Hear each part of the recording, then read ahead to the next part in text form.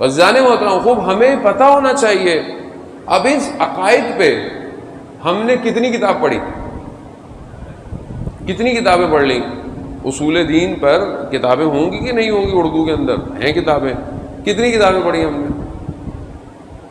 اتنا تو ہمارا حق بنتا ہے نا، شیعہ ہیں، اپنے عقائد کی ایک کتاب تو پڑھنی چاہیے یا نہیں چاہیے پڑھنی؟ مجھے آپ بتائیں، میں کسی اور سے تو باتیں نہیں کر رہا نا، ہم تو سب شیعہ لوگ ہیں، دوسرے سے ہم بعد میں بات کریں، پہلے اپنوں سے تو بات پوری ہو جائے۔ تو ہمیں اپنے اس اصول عقائد کی ایک کتاب تو کم از کم مطالعہ کرنی چاہیے کہ ہمارے یہاں توحید کیا ہے، توحید کیوں ہے، دو خدا کیوں نہیں ہو سکتے، پتہ ہونا چاہیے۔ کوئی بچہ آپ سے سوال کر لے، آپ کا اپنا بچہ سوال کر لے، اور یہ بچہ سوال کرتا ہے کیونکہ اس کو، بچے کو میڈیا چلا رہا ہے، اس کے ذہن کو، اس بچے کے ذہن میں سوالات آتے ہیں۔ یہ بچہ سوال کرے کہ ابا ایک ہی خدا کیوں ہے، دو کیوں نہیں ہوتے، آپ نے اس کو دو لگا دینے، بھاگو یہاں سے۔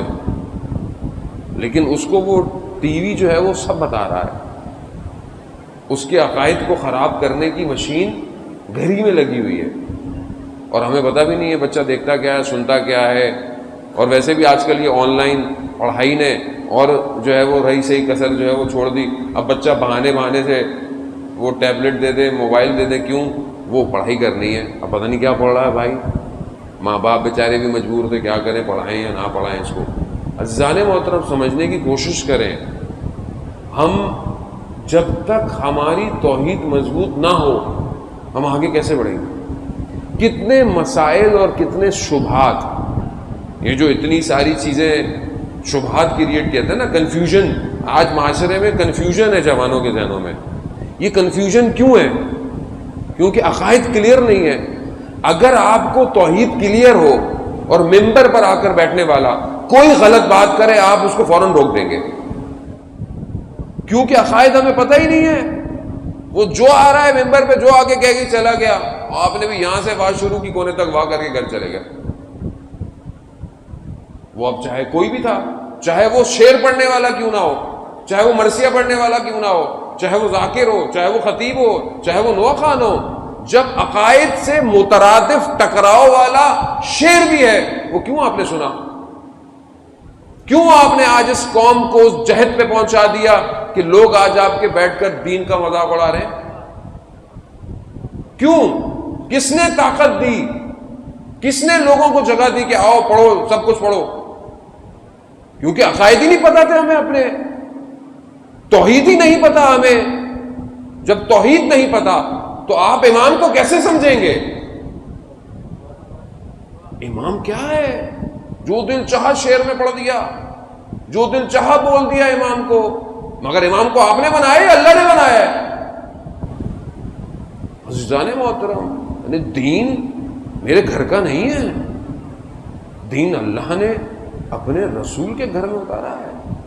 اس نے دین کے لیے 1,24,000 انبیاء کو بھیجا۔ انبیاء، بنی اسرائیل نے نبیوں کو آروں سے کاٹ دیا دین کی خاطر۔ حضرت یحییٰ کے گردن کو تن سے جدا کر دیا ایک بادشاہ نے، اور ریگستانوں میں پڑتا رہا اور خون ابلتا رہا جب تک کہ کوئی اور حاکم نے آ کر اس کو قتل نہیں کیا، بادشاہ کو۔ یہاں دین سختیوں میں پہنچا ہے آپ تک۔ حضرت اسماعیل اس خالی زمین پر کہ جہاں آج مکہ مکرمہ خانہ کعبہ ہے، ایڑیاں رگڑتے رہے، کس کے لیے؟ اس امت کے لیے۔ اور یہاں آپ اپنے دین کو دے دیں کسی کو بھی ایسے ہی، چند ناموں کی خاطر، چند واہ کی خاطر آپ دین بیچ دیں اپنا۔ اتنے عرصے سے جب علماء یہی بات کہہ رہے، کہے جا رہے، ہماری سمجھ میں نہیں آتی یہ بات۔ نہیں یہ مولانا تو عزاداری کے دشمن ہے۔ اب کون ہے عزاداری کا دشمن؟ بتائیے اب آپ کون ہے؟ آج کس نے دین کے ساتھ غداری کی ہے؟ آج واضح کریں اپنی صفوں کو۔ جو بہرحال ہمارے مسلمات عقائد ہیں وہ ہمارے عقائد ہیں، ان سے کوئی ہمیں پیچھے ہٹا نہیں سکتا۔ جو اہل بیت کا دشمن ہے وہ دشمن ہے، جو واضح ہے وہ واضح ہے، لیکن جو بصیرت چاہیے قوم کو وہ کون دے گا آپ کو؟ جس شخص نے نہ مدرسے دیکھے ہو، نہ اسکول دیکھا ہو، نہ وہ دیکھا ہو، صرف نام ہو، واہ واہ ہو، اور ہم اس شخص کو اپنا پورا دین سپرد کر دیں. کس کی ذمہ داری ہے عزیزان محترم؟ مجھے آپ بتائیں. ہم تو بول بول کے تھک جائیں گے، مر جائیں گے، ایک دن ختم ہو جائے گا. بیدار قوموں کو خود ہونا ہے. سید الشہداء علیہ الصلوۃ والسلام کربلا اپنے جوان بیٹے کو اس لیے لے کر گئے تھے کہ بتائیں کہ دین اتنا قیمتی ہے کہ میں شبیہ پیغمبر کو بھی قربان کر سکتا ہوں. میں تھوڑی زحمت کروں، تھوڑی کتابیں کھولوں، اپنے عقائد کو خود پڑھوں. علماء آپ کے محلے میں ہر جگہ موجود ہیں، آپ درس رکھیں ان سے، جو اپنا دین تو بچائیں کم از کم. اور یہی دین اگر بچے گا تو دنیا بھی بچے گی. جس شخص کے پاس دین نہیں اس کی دنیا بھی برباد ہے. جس کو معاملہ ہی نہیں پتا، لین دین ہی نہیں پتا، مسائل ہی نہیں پتا. ایک شخص کو پتہ ہی نہیں ہے حلال کیا ہے حرام کیا ہے. ایک شخص کو پتہ ہی نہیں ہے وہ کس کا مال کھا رہا ہے. جہاں دین اتنی چیزیں بتا رہا ہے وہاں ساری چیزیں واضح ہیں. عزیزان محترم یہ سب بہت ضروری ہے. یہ دنیا پروردگار قرآن میں کہہ رہا ہے کہ میں نے اس دنیا کو، آسمانوں کو 7 دنوں میں، چند دنوں میں کھڑا کیا. ایک کے اوپر ایک آسمان ہے. میں نے سورج اور چاند کو، ستاروں کو، یہ سب خدا نے بنایا. خدا قرآن میں پوری خلقت بتا رہا ہے. اس سب کو میں نے زینت بنایا. کس کے لیے؟ تمہارے لیے، انسان کے لیے. مگر انسان کو کس لیے بنایا؟ حدیث قدسی ہے کہ میں نے ساری چیزوں کو تمہارے لیے خلق کیا بنی آدم، مگر تمہیں میں نے اپنے لیے خلق کیا.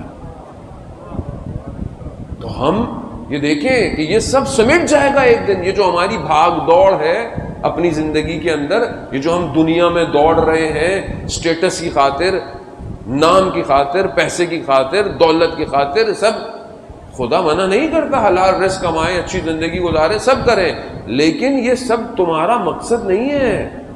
یہ سب سمیٹ دیا جائے گا. یہ پوری دنیا ختم کر دی جائے گی. ایک نیا میدان جو ہے وہ بچھایا جائے گا. یہ سورج، چاند، ستارے سب ختم ہو جائیں گے. یہ سب خاموش ہو جائیں گے، یعنی ان کو بجھا دیا جائے گا. یہ ساری روشنیوں کو صرف عمل کی روشنی زندہ رہے گی.